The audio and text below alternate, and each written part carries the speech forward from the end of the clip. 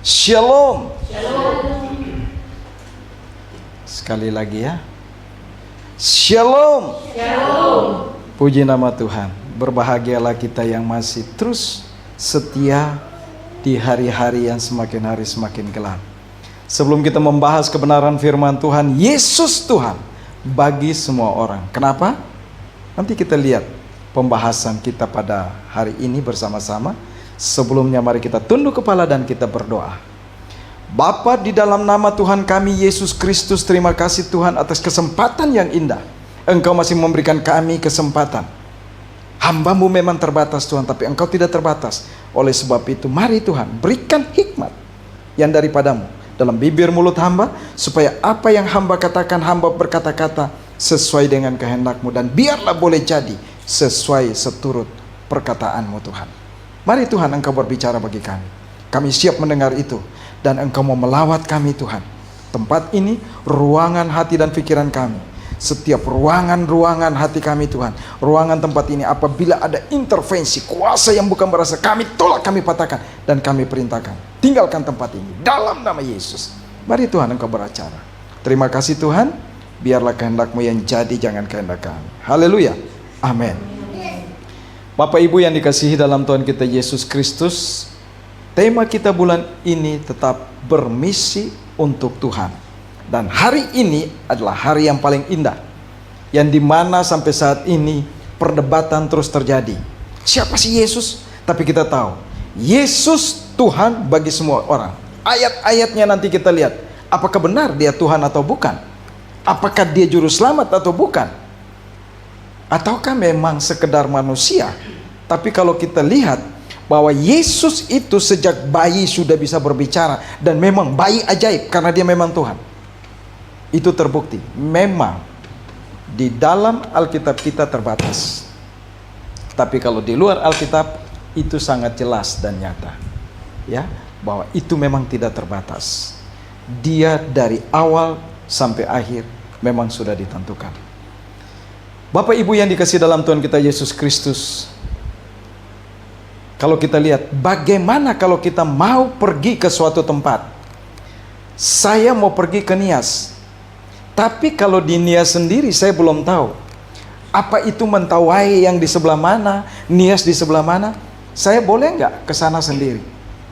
Atau ada orang yang saya ajak yang sudah betul-betul tahu daerah sana? Karena saya cuma tahu begini, Pak Yan, boleh yuk kita ke Mentawai. Tapi Pak Yan tahu nggak gelombangnya itu loh? Nah, itu benar atau tidak Bapak Ibu? Pernah ke sana nggak? Belum ya? Nah, sama. Bagaimana saya bisa percaya Bapak Ibu untuk kita sama-sama ke sana? Tapi waktu orang itu ajak saya ke sana dan dia katakan, Pak Yan siap nggak tahan gelombang? Saya bilang, kenapa nggak siap? Gelombang di daerah saya juga siap. Ternyata orang itu udah sering ke sana dan bolak-balik ke sana. Nah, begitu juga kalau kita katakan Yesus adalah Tuhan bagi semua orang. Ya dan amin dah. Halo? Dia memang udah dari sana tempatnya. Ya, dia ini adalah kalimat Allah, ya kan? Firman Allah yang menjadi manusia. Kenapa kita mesti ragu? Kalau Yesus adalah Tuhan bagi semua orang. Iya, bukan cuma semua makhluk hidup yang percaya bagi dia akan selamat. Begitupun kita. Bapak Ibu, kalau saya katakan Ambon itu indah, nggak akan tahu. Kakak ipar saya kemarin bingung, ya. Waktu di Bandung duduk-duduk, ternyata ada orang Bandung asli, tapi nggak mau lagi tinggal di Bandung. Dia senang di Ambon. Istrinya kebetulan orang Ambon, Maluku Utara. Dan dia katakan, waduh, Bali nggak ada apa-apanya. Baru mereka bengong, hah? Karena selama ini saya ngomong, mereka nggak percaya. Tapi dia katakan apa? Di sana itu apa yang kurang? Tambang, penuh. Cuma nggak diekspor. Bahkan di kebun kakek ipar saya, kebun cengkeh, itu sekarang cengkehnya mati. Itu cengkeh udah ratusan tahun. Kenapa mati? Di bawah itu emas mulai naik. Bisa Bapak Ibu? Kalau di Papua lain lagi. Di halaman rumah nggak ada halamannya, jalannya licin seperti ini. Semua tuh bopeng-bopengan. Tahu bopeng ya? Bapak Ibu tahu bopeng nggak? Udah bolong. Karena apa? Dipacul, diayak, ambil emasnya. Jadi Indonesia ini kaya. Apalagi Indonesia Timur. Kalimantan itu tidak akan habis-habisnya batu bara itu. Maka itu kenapa ibu kota Indonesia dipindahkan ke sana, untuk lebih menjaga lagi. Tapi Bapak Ibu tahu nggak? Sudah dibangun ibu kota, tapi masih kebobolan.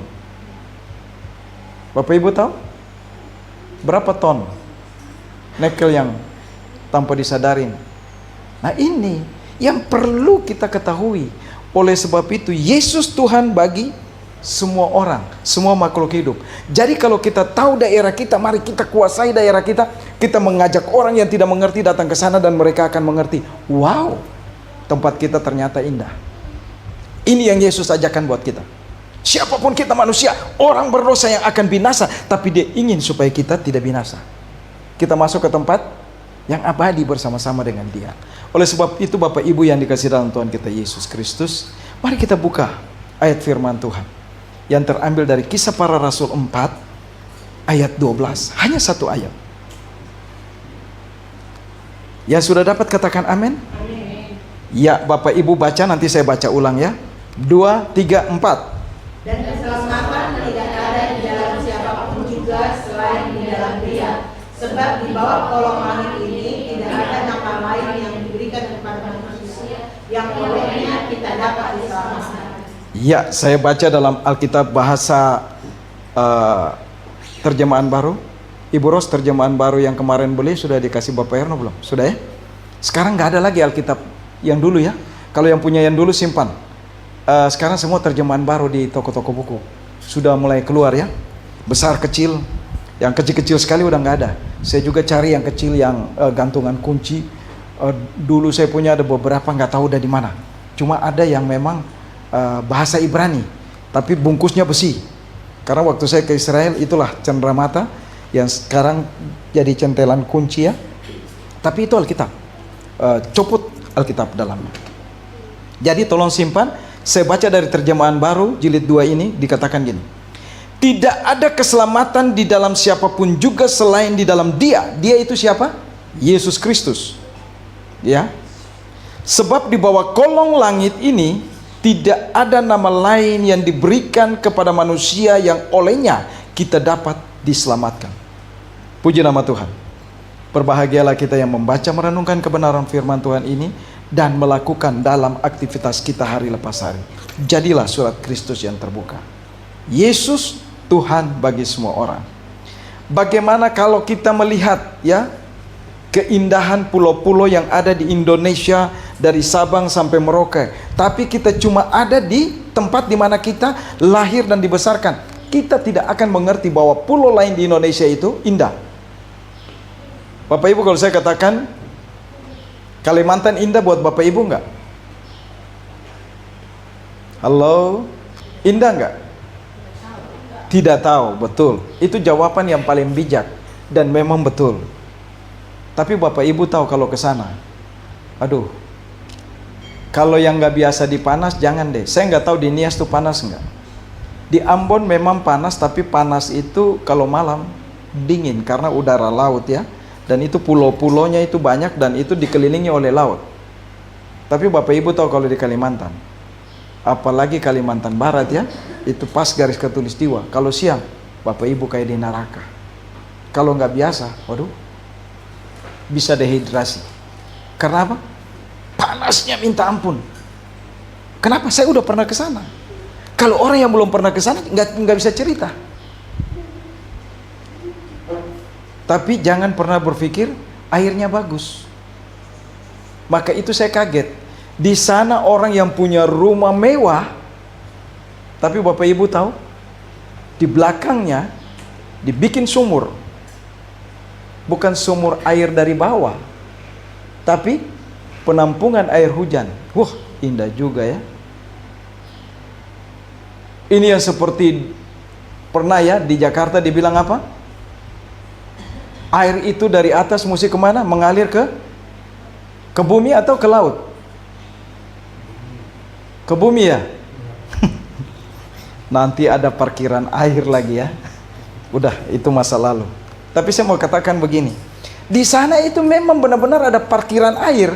Tapi setiap rumah itu punya parkiran air yang memang baknya itu bukan kecil. Rumah itu akan menyaring air ke situ dan air itu akan menjadi air minum. Karena air di sana tidak bisa. Mau sumur pun tidak bisa bagus air. Nah, ini saya katakan karena saya punya pengalaman, saya udah ke sana. Jadi kalau Yesus katakan, Yesus Tuhan bagi semua orang, ya dan amin. Karena dia adalah firman dari Allah yang menjadi manusia. Jadi ada tiga. Kalau Allah tidak punya firman, tidak punya roh, itu bukan Allah. Allah bukan air, Allah bukan angin, Allah bukan zat dan sebagainya. Tapi Allah adalah pribadi. Kalau Allah berpribadi seperti Bapak Ibu dan saya, kita punya nyawa enggak? Kita punya tubuh enggak? Halo? Kita punya nafas enggak? Beda loh. Tubuh, nyawa dan nafas itu beda. Bisa Bapak Ibu? Waktu kita tidur, tubuh kita kemana? Menghilang sekejap. Tapi jiwa kita ada di situ enggak? Halo? Ya? Ada. Kenapa saya katakan ada? Waktu anak kita tidur sama anak kita, tiba-tiba tangannya tiba-tiba ya digetek.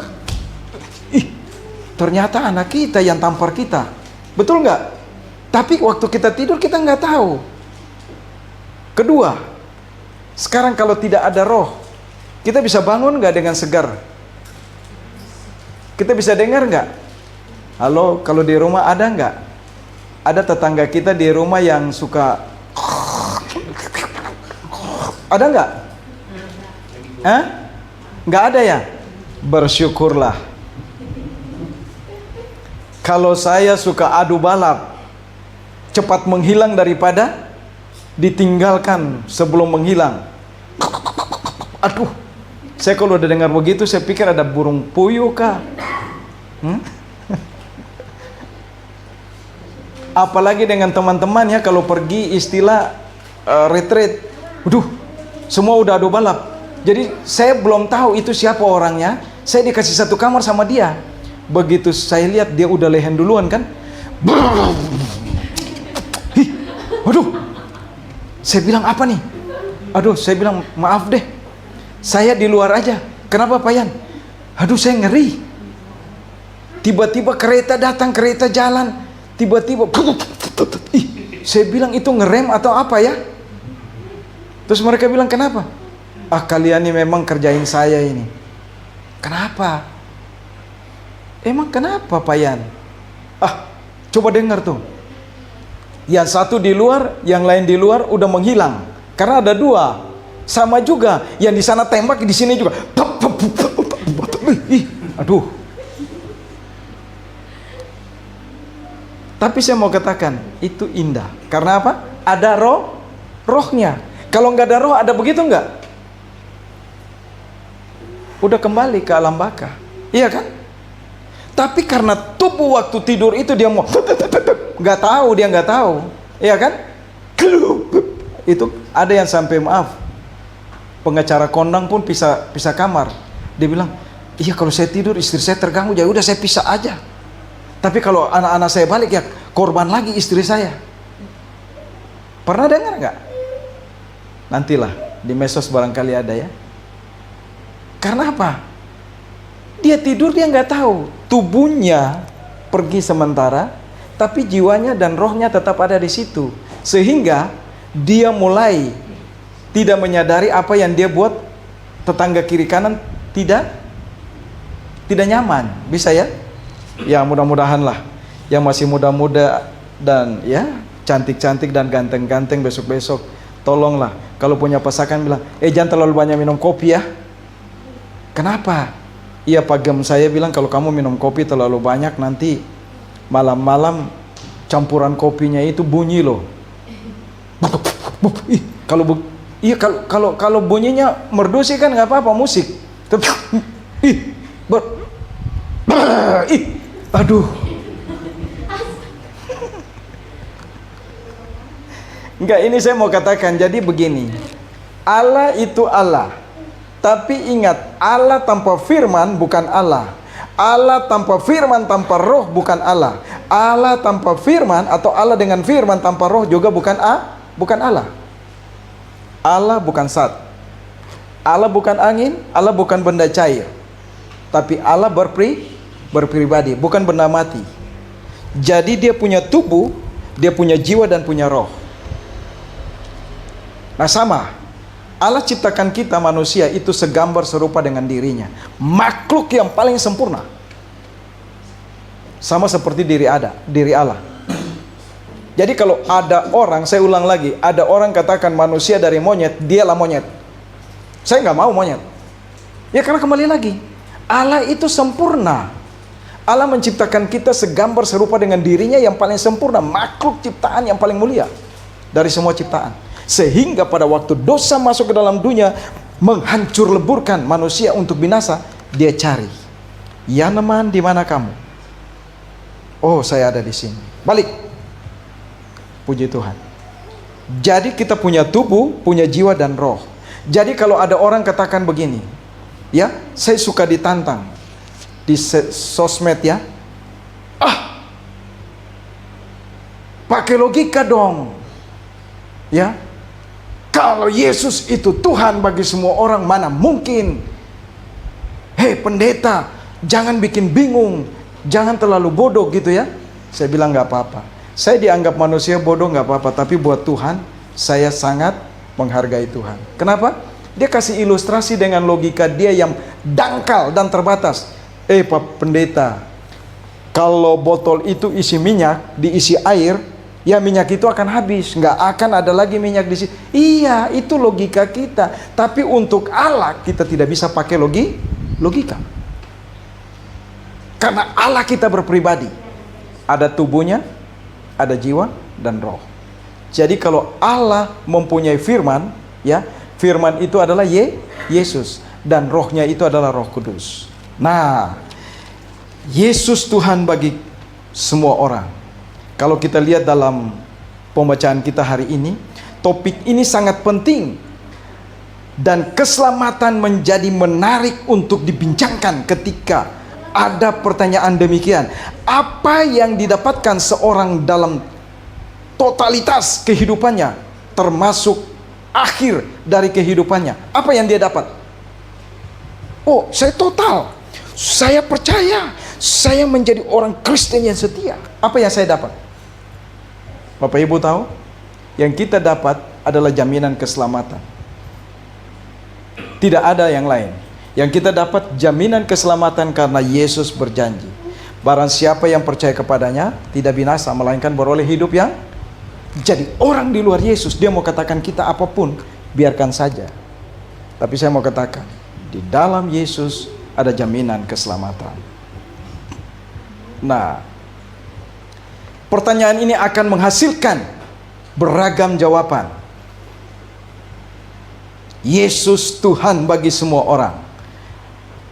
Dari firman Tuhan Kisah Para Rasul 4 ayat 12 ini, jika pertanyaan ini ditanyakan kepada orang-orang percaya, orang Kristen, maka minimal jawabannya akan mengandung 3 hal. Yang pertama apa Bapak Ibu?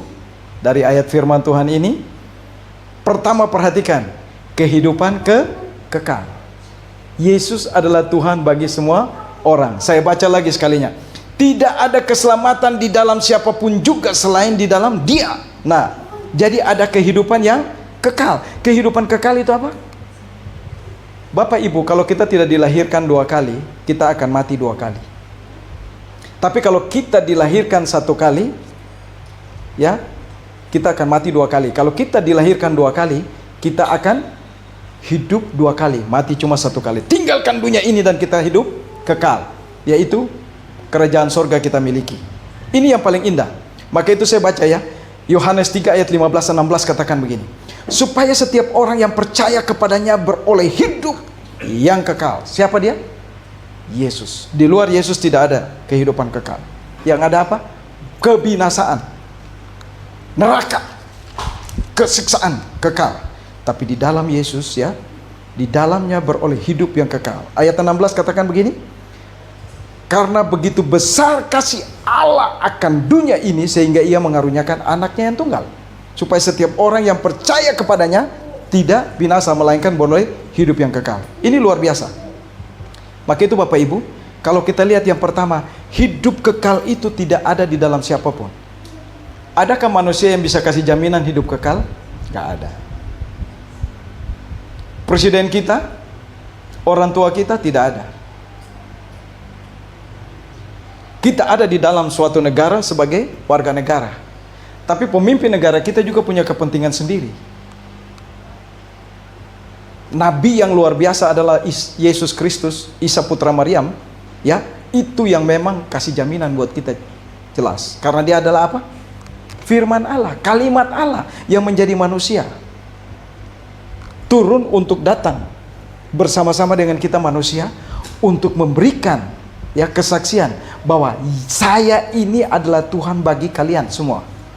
Yang mau percaya, yang nggak mau percaya nggak apa-apa. Maka itu jangan kita takut.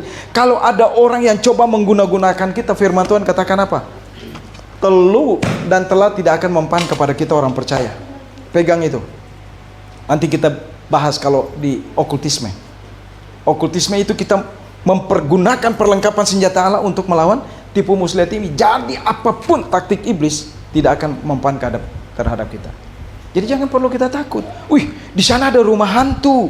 Ih, ada suster ngesot. Benar nggak ada? Saya katakan buat Bapak Ibu, kalau kita orang percaya, itu tidak akan nyata kepada kita. Maka itu saya senang kalau ada rumah hantu. Kalau ada orang kasih rumah hantu buat saya senang untuk membuka pelayanan. Heboh, tahun berapa itu Ibu Ros ya? Wih, Pondok Indah ada rumah hantu. Satu oma telepon, Pak Yanaman mau rumah itu. Saya mau, tapi saya nggak mampu beli. Karena rumah di Pondok Indah miliaran. Kalau bukan artis-artis terkenal, mana mungkin? Ya orang-orang konglomerat. Mau ya? Iya, saya mau. Saya tanya ya, kalau mereka jual, saya beli buat you. Ya, siap Oma. Dia hubungi. Begitu dia cari, apa yang terjadi Bapak Ibu? Ternyata rumah itu bermasalah. Yang punya rumah semua dibunuh. Dan kedua dia tanya, Pak Yaneman, saya bisa beli, tapi pajaknya nanti gimana Pak Yaneman ya? Kalau saya udah beli rumah itu, saya nggak mampu bayar pajaknya. Emang pajaknya berapa Oma? Aduh, itu miliaran Pak Yaneman. Aduh, jangan Oma, cukup. Bisa Bapak Ibu? Jadi rumah itu bermasalah, terhutang di bank, dan bukan cuma itu, hutang pajaknya sudah miliaran. Kedua Bapak Ibu, saya dulu anggap Pondok Indah itu tempat jin buang anak. Waktu saya usia berapa belas ya, itu jalan, yang sekarang jalan Pondok Indah yang gede itu, saya yang buat. Karena keluarga itu kawin dengan kontraktor. Jadi bapak yang saya tinggal ini jago teknisi, Pak Pedi. Itu dia pelaut tapi dia jago. Itu mesin giling yang segede rumah ini, itu dia kerja sekejap aja. Satu malam aja kita berdua kerja, bisa jalan lagi.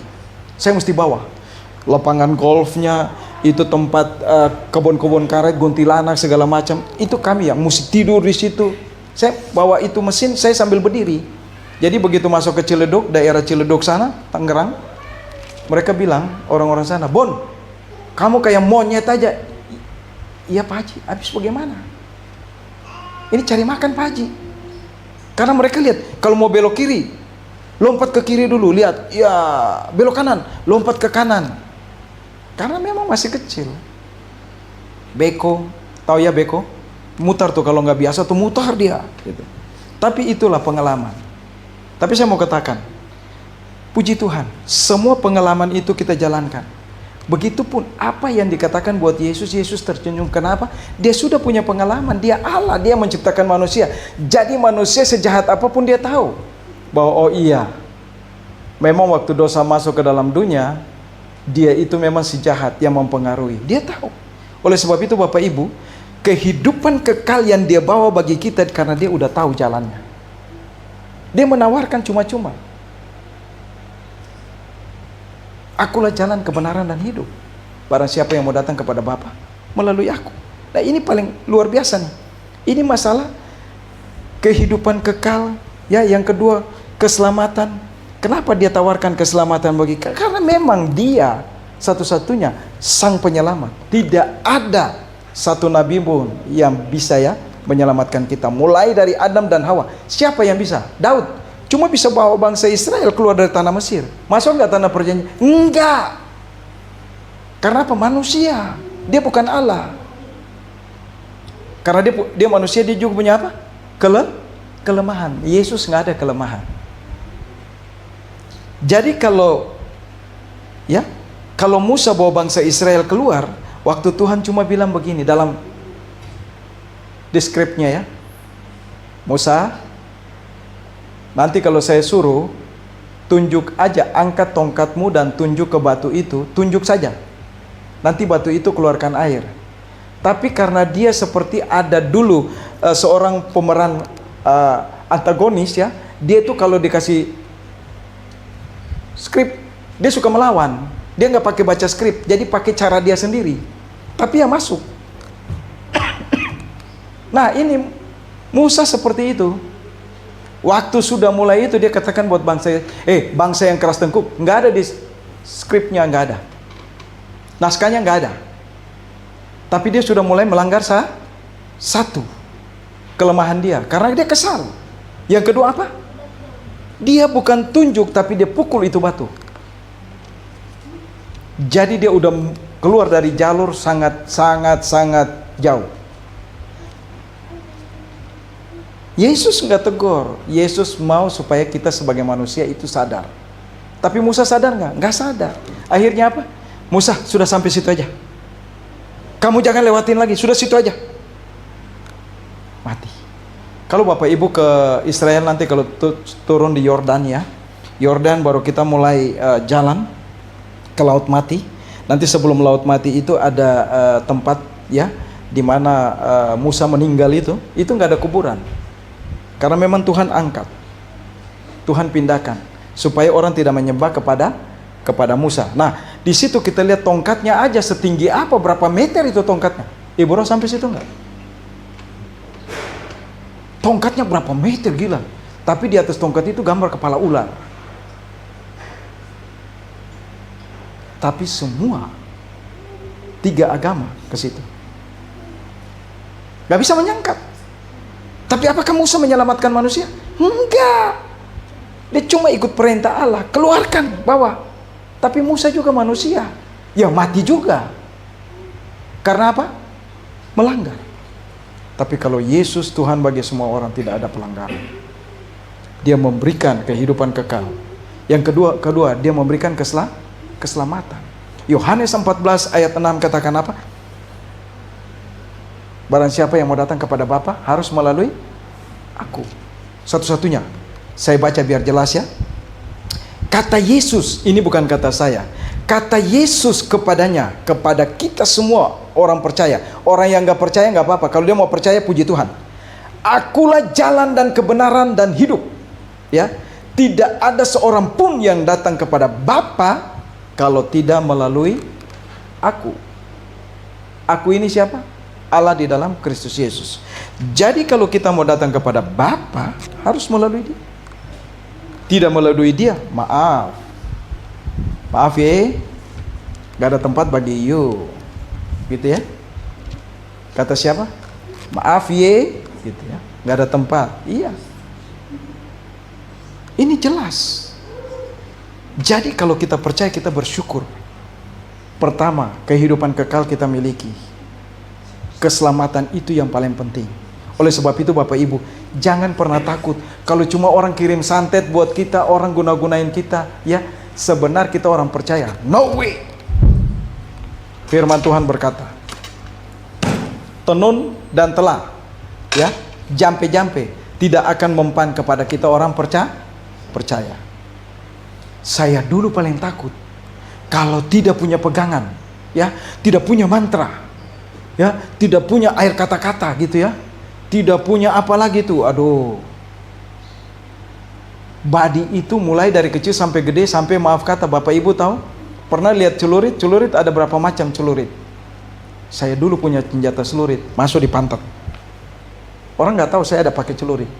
Bungkusnya kulit, kecil, bengkok, tapi itu bahaya. Semua ada, tapi kembali lagi, itu dulu. Karena apa? Hidup dalam ketakutan, gak ada keselamatan, gak ada pegangan. Aduh, gimana nih? Maka itu kalau saya lihat orang-orang hidup ada, maaf, saya banyak tuh samurai yang besi putih tuh ada tuh. Tapi itu kenang-kenangan dari Kalimantan. Waktu mau pulang ke sini, orang Dayak, Pak, ini ada batu. Maka itu saya punya batu itu kalau dari kayu jadi batu apa namanya, non? Fosil ada. Kalau mau bikin batu cincin boleh, tapi tolong pakai benda potong yang tajamnya, yang biasa-biasa nggak mempan. Itu dari kayu jadi ini orang Dayak. Jadi kita kan maaf, ini kan orang kota masuk kampung kan, cari batu di jalan pagi-pagi. Katanya kalau habis hujan muncul. Saya ikut juga. Tapi untung saya nggak kemakan tahyul gitu kan. Saya pikir kalau dapat ya puji Tuhan kan, ya di situ namanya batu. Terus itu orang Dayak lihat sambil ketawa-ketawa. Cari apa? Saya pikir dia katakan buat yang lain. Begitu saya lihat, dia katakan buat saya. Cari batu. Oh sini. Dia kasih keluar tuh berapa ember. Carilah kalian. Mau pulang, ambillah bawah. Kenang-kenangannya. Samurai, bukan mandau, samurai, besi putih. Jadi bukan berarti itu. Kalau dulu saya mau koleksi, buset banyak sekali, gitu ya. Tapi itu zaman dulu. Kenapa itu saya dulu miliki? Karena hidup dalam ketakutan. Hidup dalam apa? Ketidakkekalan. Takut binasa duluan. Sebelum saya mati, saya matikan dulu orang lebih dulu. Karena apa? Hidup dalam ketakutan. Tidak ada keselamatan. Karena apa?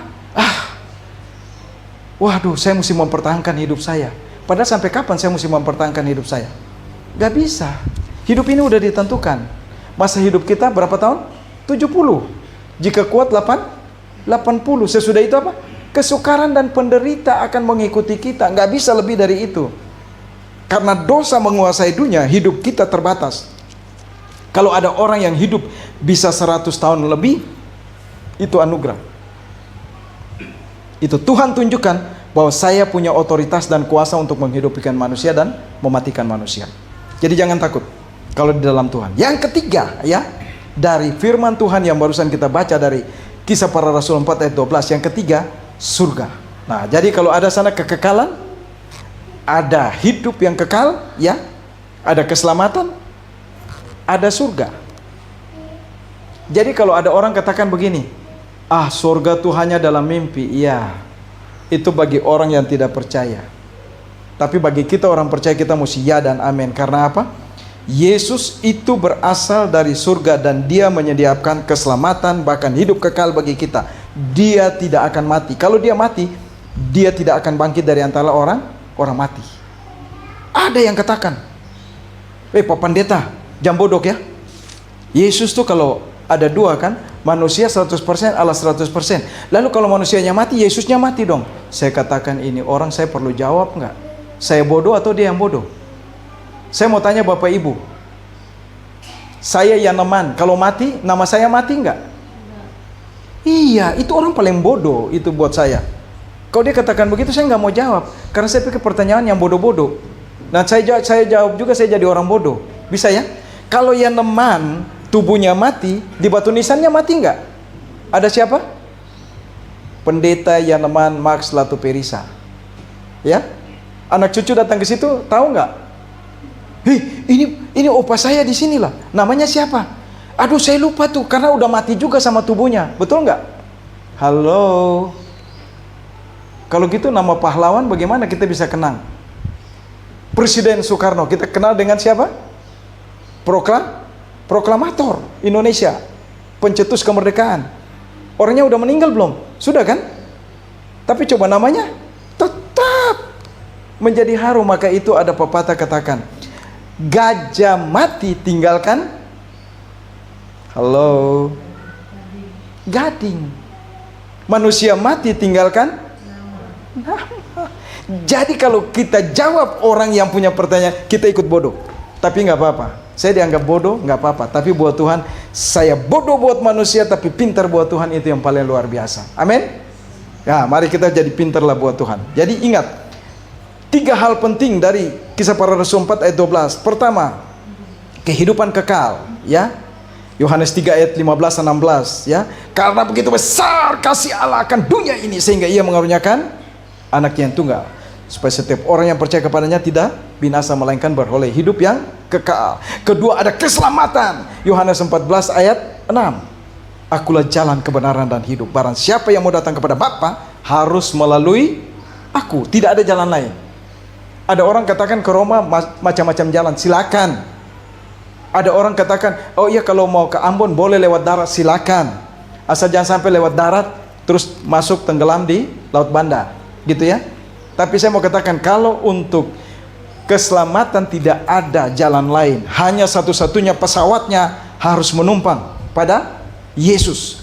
Naik dan duduk tenang di dalam kehidupan Yesus, dan Yesus ada di dalam kita. Dia akan membawa kita kepada keselamatan. Dan yang ketiga, sorga, janji Allah. 1 Yohanes 5 ayat 10, ya, sampai 12. Ini perlu saya baca agak panjang sedikit. Barang siapa percaya kepada anak Allah, ia mempunyai kesaksian itu di dalam dirinya. Barang siapa tidak percaya kepada Allah, ia membuat dia menjadi pendusta, karena ia tidak percaya akan kesaksian yang diberikan Allah tentang anaknya. Wah tuh, jadi kalau orang gak percaya, ayat berikut dikatakan apa? Dan inilah kesaksian itu, Allah telah mengaruniakan hidup yang kekal kepada kita, dan hidup itu ada di dalam anaknya. Jadi kalau Bapak Ibu, saya kasih hadiah buat seseorang Alkitab, tapi di dalam ini sudah ada isinya, ya, sudah ada catatan-catatan tertentu. Waktu dia terima Alkitab, dia terima juga enggak hadiahnya di dalam. Nah, itulah ilustrasinya. Jadi waktu kita terima Yesus, kita terima juga hidup yang kekal. Jadi kalau orang enggak mau terima Alkitab ini, dia enggak akan dapat isinya. Maka itu kita bersyukur. Buku di atas segala buku, ya dan amin. Nah, yang berikut dikatakan, semuanya itu kutuliskan kepadamu, supaya kamu yang percaya kepada anak, nama anak Allah, tahu bahwa kamu memiliki hidup yang kekal. Dan inilah keberanian percaya kita kepadanya, yaitu bahwa ia mengabulkan doa kita jikalau kita meminta sesuatu kepadanya menurut kehendaknya. Jangan takut kalau kita anak Allah. Berdoalah, Bapa kita akan menjawab. Dan yang berikut di ayat 15 dikatakan apa? Dan jikalau kita tahu bahwa ia mengabulkan apa saja yang kita minta, maka kita juga tahu bahwa kita telah memperoleh segala sesuatu yang telah kita minta kepadanya, yaitu apa? Hidup yang kekal. Jadi Bapak Ibu, jangan pernah takut. Ini janji firman Tuhan. Dan yang berikut, saya mau baca satu ayat lagi, ya. Oh sudah ya, semua tadi sudah. Dari ayat 10 sampai 15 itu sudah jelas bahwa kita memegang janji. Kalau saya kasih hadiah buat seseorang, kado, ya, dibungkus rapi, ya, mau rapi atau tidak rapi, tapi waktu orang itu terima kado dari saya, maaf ya Pak Besman, kemarin ulang tahun, saya nggak bisa kado, tapi khotbah inilah kado buat Pak Besman. Karena kalau saya kasih kado, apalah isinya, ya, iya kan? Tapi kalau kado dari Allah itu lebih luar biasa, keselamatan kita miliki, iya toh? Nah, tapi kalau umpamanya saya tetap berikan kado juga buat Bapak Besman, umpamanya Bapak Besman lihat, aduh saya terima enggak ya? Gitu ya? Ah terimalah, iya kan? Terima, dia pikir, aduh barang kecil ini apa ya? Pagam nih ada-ada aja. Masukin kantong. Penasaran sampai di rumah kan buka kan? Wih, ternyata ada cincin berlian. Maaf, saya nggak pernah pakai berlian. Ini pun topas, bukan berlian. Gitu ya, ini batu. Tapi kalau tiba-tiba ada berlian, Pak Besman bagaimana? Ih, pagam nih ternyata ya.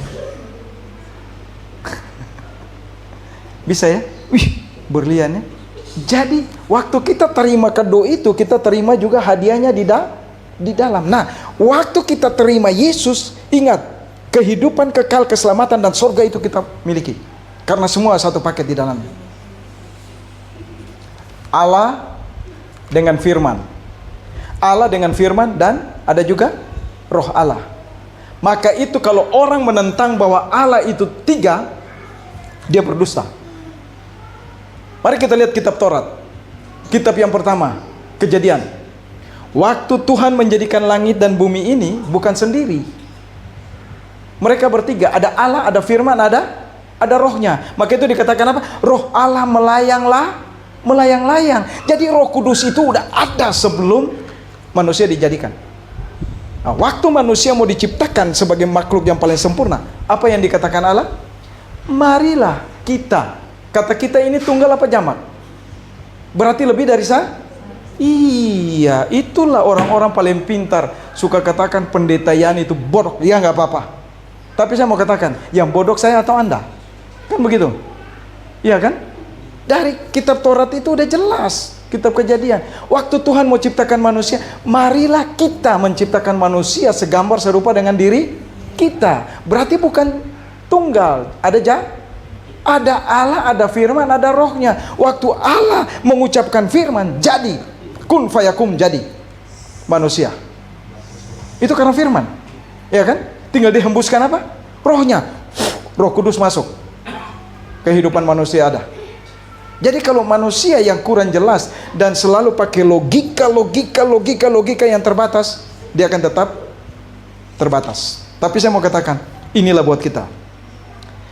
Jika dikagumkan ketiga jawaban tersebut, maka akan menjadi demikian. Setiap orang Kristen yang percaya kepada Yesus Kristus telah diselamatkan dan akan menerima kehidupan kekal di dalam sorga yang kudus. Nah, ini dia. Kalau diterjemahkan 3 jawaban tadi ya. Kekal, selamat, surga. Itu jawabannya. Jadi Bapak Ibu, ini mengingatkan kita bahwa kehidupan kekristenan itu berbeda dengan kehidupan yang lain. Memang semua agama mengajar kita untuk menuju kepada surga, tapi dengan cara yang berbeda. Tapi kalau kita bersyukur, karena agama tertua adalah Yudaisme. Sesudah Yudaisme apa? Kristen. Kita bersyukur. Cuma sampai sekarang memang kesian. Orang-orang Yahudi itu kenapa nggak percaya ya? Yesus udah lahir di sana, tapi itulah. Memang firman Tuhan tuh ya dan amin. Mata itu dibutakan. Mereka punya mata tapi tidak bisa melihat. Mereka punya telinga tapi tidak mendengar. Karena dari awal sudah menolak, mengeraskan hati. Ini ya repot. Jadi Bapak Ibu, bersyukur kalau Bapak Ibu dikatakan begini. Oh, kami dari suku ini ada dong identik dengan salah satu suku di Israel. Puji Tuhan. Tapi saya mau katakan, kalau memang kita punya gen dari sana, maaf ya Bapak Ibu, kalau orang-orang Indonesia Timur itu kalau dicek gen, itu hampir gennya gen Yahudi semua. Sekalipun buta huruf. Jadi dicek gen cuma air liurnya aja. Orang-orang Yahudi datang ke sana, cuma ambil air liurnya aja, bawa ke sana cek. Ternyata ada. Nah, ada satu kampung itu matanya semua biru. Orangnya putih-putih, tapi kalau ngomong, aduh, nggak bahasa Indonesia. Nah, bahkan maaf kata ya, mereka tuh pakai baju masih pakai cawat. Nah, itu di sana. Jadi kita mau lihat. Inilah kita bersyukur bahwa kita ini semua terpencar. Bisa Bapak Ibu? Tapi kita semua satu. Karena apa? Yesus adalah Tuhan bagi semua orang. Maka itu kita bersyukur kalau kita punya gen di sana. Waktu kita menjadi orang percaya, kita percaya sungguh-sungguh. Dan ingat Bapak Ibu, orang Yahudi, ya Israel, kalau dia menjadi orang percaya nggak main-main. Maka itu waktu ada salah seorang yang menjadi orang percaya. Kalau Bapak Ibu mau tahu siapa nama Bapak Ibu, itu namanya Babel Kot. ya sandi-sandi lewat Alkitab. Jadi bisa mengetahui kejadian di Indonesia ini tahun depan atau 5 tahun akan datang apa yang terjadi. Bisa tahu. Kalau kita mau duduk, mari kita cari. Saya 5 tahun ke depan masih hidup atau enggak, bisa tahu. Itu namanya sandi Alkitab. Tapi jangan dari Alkitab bahasa Indonesia. Itu bukunya menarik sekali. Dan yang menciptakan buku itu satu-satunya orang Yahudi yang sudah menjadi percaya. Waktu seorang peneliti, ya, jurnalistik kayak si Keset ini, dia mau angkat untuk menjadikan buku, Yahudi itu bilang apa? Kalau you ateis ya, you tidak percaya kepada Yesus, jangan. Kalau you percaya silakan bukukan. Karena yang you bukukan ini you akan gak masuk akal. Tapi akhirnya orang itu menjadi orang percaya. Dan waktu membukukan buku itu menjadi buku yang terkenal. Luar biasa. Bible God. Sandi-sandi lewat Alkitab. Nah, oleh sebab itu Bapak Ibu, kalau kita lihat ya, Yesus Tuhan bagi semua orang. Dari Kisah Para Rasul 4 ayat 12. Keselamatan yang Tuhan berikan adalah keselamatan yang direncanakan sejak dari awal kekekalan sampai kekekalan. Jadi sudah ada planning. Keselamatan yang penuh kuasa, bukan hanya perkataan semata, melainkan keselamatan yang menjamin kekudusan, ya, kemerdekaan orang-orang percaya bagi kerajaan Allah. Jadi kalau orang yang gak percaya, bagaimana mau selamat? Gak ada. Maka itu Bapak Ibu, saya bersyukur kalau kita memang adalah orang-orang pilihan. Kalau kita pilihan, jangan Bapak Ibu takut. Kita tinggal di tempat jin beranak juga, jin itu akan lari, ya. Anak-anaknya akan bertobat. Kalau bisa ikut kita, bisa. Kalau iblis dan jin itu tidak akan masuk surga lagi kan, jadi nggak mungkin bisa ikut kita. Betul nggak? Jadi nggak ada jin baik, jin semua jahat. Mereka akan gemetar. Bahkan tempat itu bisa menjadi tempat bagi kemuliaan Allah, kalau kita mau. Tapi kalau kita nggak mau, nggak apa-apa. Mungkin kita pernah mengatakan, kalau saya, ya, ikut Yesus, saya dapat apa sih? Adakah yang katakan begitu, Bapak Ibu? Tapi saya bersyukur, waktu saya mengikut Yesus, saya nggak mau katakan dan saya nggak mau minta muluk-muluk dari Allah. Saya cuma katakan begini, yes, terima kasih Tuhan. Kalau hari ini saya mesti tinggalkan dunia ini Tuhan, ya silakan. Beda dengan besok apa? Waktu doang. Tapi kehendakmu yang jadi. Tapi ada orang yang begini, maka itu maaf ya, kalau kita lihat ada orang-orang yang mengaku dia sekolah teologi, dia doktor, dia ini, tapi tidak percaya kepada Yesus. Saya katakan apa? Itu orang tidak mengerti. Karena apa? Waktu menjadi orang percaya, dia katakan begini, ya Tuhan, saya ikut Engkau. Engkau kasih apa buat saya? Kekayaankah? Kedudukankah? Atau istri yang cantik kah? Suami yang cantik kah? Aduh. Saya bersyukur dapat Ibu Ros yang udah dari tadi ya gitar Spanyol, sekarang mau jadi gitar biola apa kek gitu ya. Bersyukurlah ya kan? Karena apa? Satu-satunya senyum nonton. Senyum Ibu Ros nih menarik buat saya. Dia, apalagi kalau sedikit terus ompongnya kelihatan kan. Akhirnya dia ketawa juga ya. Bagus. Begitu dong Ibu Ros, daripada iya udah waktunya. Tenang aja, masih setengah jam lagi. Aduh. Jadi kalau kita lihat ya, kalau ada pertanyaan-pertanyaan yang demikian, Tuhan, kalau saya ikut Engkau, apa yang saya dapat? Apa yang Engkau berikan buat? No way, tinggalkan itu. Tapi Bapak Ibu, waktu kita mulai melangkah bersama Tuhan, jangan pernah takut. Semua berkat itu mengikuti kita, dan semua berkat itu sudah disediakan bagi kita orang percaya. Ya dan amin? Ya dan amin? Amin. Oh ya. Iya, karena maaf, ini bukti. Dan saya bersyukur, itu ternyata yang Tuhan berikan, jaminan bagi kita itu luar biasa. Tidak ada yang setengah-setengah. Jadi kalau kita mau ikut Tuhan, kita masih bernego dengan Tuhan. Ya Tuhan, saya mau ikut Engkau. Tapi Engkau kasih saya apa? On lihat dulu apa pecah di belakang saya. Hah? Apa itu? Oh itu.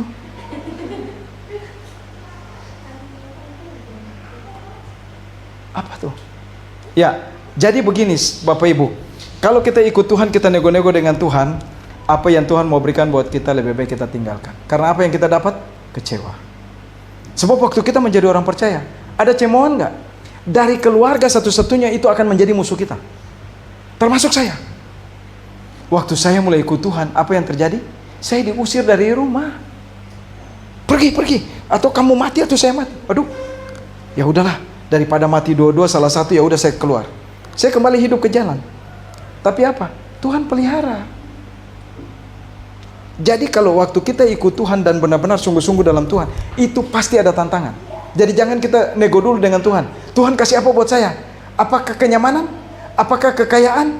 Apakah harta yang Engkau siapkan buat saya untuk saya ikut Engkau? Jangan, kecewa. Tapi kalau kita ikut Tuhan dengan tulus hati, dengan kesadaran kita bahwa ada keselamatan di sana, ikut saja. Yeremia 29 ayat 11 akan berlaku bagi kita. Apa bunyinya? Rancangan yang ada pada Allah mengenai kita umat manusia orang percaya, rancangan damai sejahtera. Kata damai sejahtera itu sampai cicit kita pun Tuhan sudah siapkan berkatnya. Bukan rancangan kecelakaan. Tapi siap enggak? Dicemo, dihina, ya, dimaki, diseteruin, bahkan ditinggalkan, gak apa-apa. Tapi yang penting jangan Tuhan tinggalkan kita. Maka itu saya ambil Ibu Ros jadi istri saya tuh, saya cuma kasih satu pertanyaan. Kalau kamu itu sebenarnya yang kamu paling cinta tuh siapa sih? Kalau dia katakan cinta sama saya tinggalin dia. Tapi waktu dia katakan begini ya Bapak Ibu, maka itu ajarin anak-anak kita kalau besok-besok gede. Yang cantik-cantik, ganteng-ganteng ya, mesti tanya sama calon. Ibu Ros jawabnya begini, "Aduh maaf, kamu tuh bukan yang saya cintain." "Oh ya? Terus siapa dong?" "Kamu tahu, yang di dalam hidup saya yang saya paling cinta hanya satu, Yesus." Saya katakan, "Yes." "Kamu mau nikah sama saya enggak?" Langsung. Karena saya nggak katakan begini, "Lu mau pacaran sama gua enggak?" Enggak. Karena kalau pacaran kan makan waktu. Iya kan? Betul nggak? Halo, Lina udah punya pacar belum? Waduh. Ya, jadi begitu saya sama Ibu Ros, begitu Ibu Ros bilang dia benar-benar cintanya, "Kamu mau nikah sama saya nggak?" "Mau, tahun depannya." Langsung. Begitu tahun depan dia datang ke abangnya, waduh, dimarah-marahin. Gitu ya. Saya datang, celana sobek, kos belum. Saya pikir paling satu rontok, paling ya berputar dikit lah, kalau masuk rumah sakit balik lagi gitu kan. Berubah. Iya. Langsung, "Kapan kalian rencana?" "Tanggal sekian, tahun depan, bulan sekian." Jadi tanggal yang saya tentukan, ya itu. Kita ketemu, ya saya bilang, "Kamu mau nikah sama saya, tanggal itulah kita tentukan." Mereka bilang, "Nggak bisa. Mesti kami yang tentukan." Ya udah silakan. Dipanggil dukun. Dukun datang berhadapan dengan saya. Waktu mulai ngomong, kok dia nggak berani tatap saya. Begitu dia tatap saya, tapi saya tetap berdoa kan. Dia tunduk. Tunggu dulu ya, saya ke keluarga dulu, nanti saya balik lagi. Kamu jangan pergi dulu ya. Sampai menikah nggak ada utung batang itu siapa sih? Nggak balik-balik. Bisa Bapak Ibu? Kita punya Allah yang luar biasa. Jadi tidak ada satu kuasa pun kalau kita bersama-sama dengan, waktu kita sudah menempel dengan Allah, melekat seperti perangko dengan kertas, tidak akan dapat pisahkan. Amin? Ya, oleh sebab itu Bapak Ibu ingat ya, Yesus Tuhan bagi semua orang ya. Kisah Para Rasul 14 ayat 4 ayat 12 ini mengingatkan kita bahwa tidak ada ya satupun ya, kalau dikatakan dan keselamatan tidak ada di dalam siapapun juga selain di dalam Dia, yaitu Yesus Kristus. Sebab di bawah kolong langit ini tidak ada nama lain yang diberikan kepada manusia yang oleh kita diselamatkan. Jadi tidak ada satupun manusia yang dapat menyelamatkan kita. Oleh sebab itu Bapak Ibu, saya yakin siapapun Bapak Ibu, saudara dan saya, kita ya, bahwa kebutuhan kita pribadi ya, kebutuhan yang paling penting dalam hidup kita, keselamatan. Siapapun itu. Maka itu agama apapun mengajarkan kita kepada surga, selamat. Tapi saya mau katakan, yang menjadi jaminan siapa? Kalau di kita Kristen itu udah jelas, Yesuslah jaminan, satu-satunya jalan. Oleh sebab itu Bapak Ibu, ada beberapa ayat yang saya perlu baca supaya kita perlu mengerti. Akan tetapi menurut Kristus sendiri, Yohanes 14 ayat 6 itu dikatakan apa? Akulah jalan, kebenaran dan hidup. Tidak ada seorang pun yang datang kepada Bapa kalau tidak melalui aku. Bagian firman Tuhan yang lain dikatakan apa? Tidak ada pengharapan untuk keselamatan selain di dalam Kristus. Yohanes 10 ayat 36 sampai 39. Saya perlu baca. Masihkah kamu berkata kepada Dia, yaitu Yesus, yang dikuduskan oleh Bapa dan yang telah diutusnya ke dalam dunia, engkau menghujat Allah karena aku telah berkata aku anak Allah. Coba, kalau Yesus katakan Yesus anak Allah, tapi ada orang hujat apa? Mana mungkin Allah punya anak? Kapan Allah bisa beranak? Iya, itu apa? Logika yang bodoh, akal pikiran yang terbatas. Tapi ingat, Allah itu punya firman, ya, Allah itu punya roh. Waktu Allah tidak punya firman atau dia tidak ada firmannya, itu bukan Allah. Karena Allah itu pribadi. Kalau Allah tidak punya roh, dia tidak akan hembuskan napas kehidupan dalam kehidupan kita manusia. Karena kita hanya mengerti Allah itu dengan roh Allah yang ada pada kita untuk mengerti Allah. Kalau roh itu tidak ada pada kita, kita tidak akan mengerti. Nah, yang kedua, ayat 37. Jikalau aku tidak melakukan pekerjaan-pekerjaan Bapakku, janganlah percaya kepadaku. Ini kata Yesus, jangan percaya. Kalau mujizat aku nggak buat, jangan percaya. Itu berarti setan. Tapi Yesus lakukan mujizat. Masih kecil aja dia bisa hembuskan burung yang dibuat dari tanah liat hidup. Memang di Alkitab nggak ada, tapi dalam sejarah itu ada. Nah, ini saya mau katakan buat Bapak Ibu. Dalam Alkitab dikatakan Yesus masih kecil tidak berbicara, tapi sejarah membuktikan, ya, bahwa Yesus masih bayi pun sudah bisa berkata-kata. Bayi ajaib, dialah Tuhan. Yang berikut, tetapi jikalau aku melakukan dan kamu tidak mau percaya kepadaku, percayalah akan pekerjaan-pekerjaan itu, supaya kamu boleh mengetahui dan mengerti bahwa Bapa di dalam aku dan aku di dalam Bapa. Jadi kalau kita mau lihat Allah gampang, lihat aja Yesus. Apa yang dia lakukan ya udah, dia mengasihi ya udah, tidak ada iri hati, tidak ada dengki, tidak ada benci, tidak ada dendam dalam kehidupan Yesus. Yang ada apa? Kasih. Sekali lagi mereka mencoba menangkap dia, tetapi ia luput dari tangkapan mereka. Allah, itulah Allah. Oleh sebab itu Bapak Ibu, Yesus Tuhan bagi semua orang. Kisah Rasul 4 ayat 1 dikatakan begini. Ketika Petrus dan Yohanes sedang berbicara kepada orang banyak, mereka tiba-tiba didatangi imam-imam dan kepala pegawai bait Allah serta orang Saduki. Kenapa? Apa yang kamu bicarakan? Tapi apa yang mereka dapat? Tidak dapat. Tapi memang sebagai orang percaya kita harus siap. Tapi jangan takut. Bersama Yesus kita lakukan perkara besar, karena dia adalah Allah. Oleh sebab itu Bapak Ibu, dari firman Tuhan ini mengingatkan kita bahwa Yesus adalah Tuhan bagi semua orang. Ya dan amin. Saya baca satu ayat lagi. 1 Petrus 1 ayat 18-19 katakan begini. Sebab kamu tahu bahwa kamu telah ditebus dari cara hidupmu yang sia-sia, yang kamu warisi dari nenek moyangmu itu, bukan dengan barang yang fana, bukan pula dengan perak atau emas, melainkan dengan darah yang mahal, yaitu darah Kristus, yang sama seperti darah anak domba yang tak bernoda dan tak bercacat. Jadi Yesus sudah menjadi korban bagi kita. Kita tidak perlu lagi menjadi korban. Jadi apapun yang terjadi bagi kita, keselamatan kita sudah miliki, karena sudah ada jaminan. Kita lihat ya, waktu Ishak mau disembelih, Bapak Ibu perhatikannya, Ishak mau disembelih. Waktu dia sudah diikat, sudah taruh di atas batu, begitu mau disembelih, apa yang dikatakan Allah? Ada yang tahu? Apa yang dikatakan Allah? Iya, sudah ada yang disiapkan, iya kan? Domba, ambillah dan serahkanlah itu. Jangan anakmu, coba. Hebat, Allah itu luar biasa.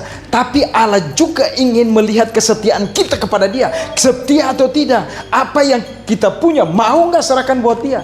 Waktu kita serahkan apa yang punya kita, jangan pernah takut. Dia akan bayar 2 kali lipat. Oleh sebab itu Bapak Ibu, mengingatkan kita bahwa Yesus Tuhan bagi semua orang. Jangan pernah kita takut dan ragu. Apa yang ada pada kita, punya Allah. Apa yang Allah punya, punya kita. Yang penting kita mau tetap setia dengan Dia enggak? Waktu kita tetap setia dengan Dia, jangan pernah takut. Semuanya kita akan peroleh. Waktu kita minta, Dia akan berikan. Ingat ya, firman Tuhan katakan, waktu seorang bapak yang baik, anaknya minta ikan, dikasih kayu enggak?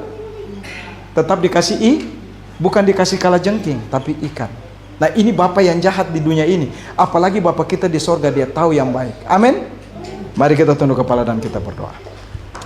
Bapa, di dalam nama Tuhan kami Yesus Kristus, kami bersyukur dan berterima kasih Tuhan kalau Engkau begitu baik. Engkau mengingatkan kami Tuhan, bahwa Yesus Tuhan bagi semua orang. Dan terus mengingatkan kami, bahwa kami tidak perlu ragu dan gentar.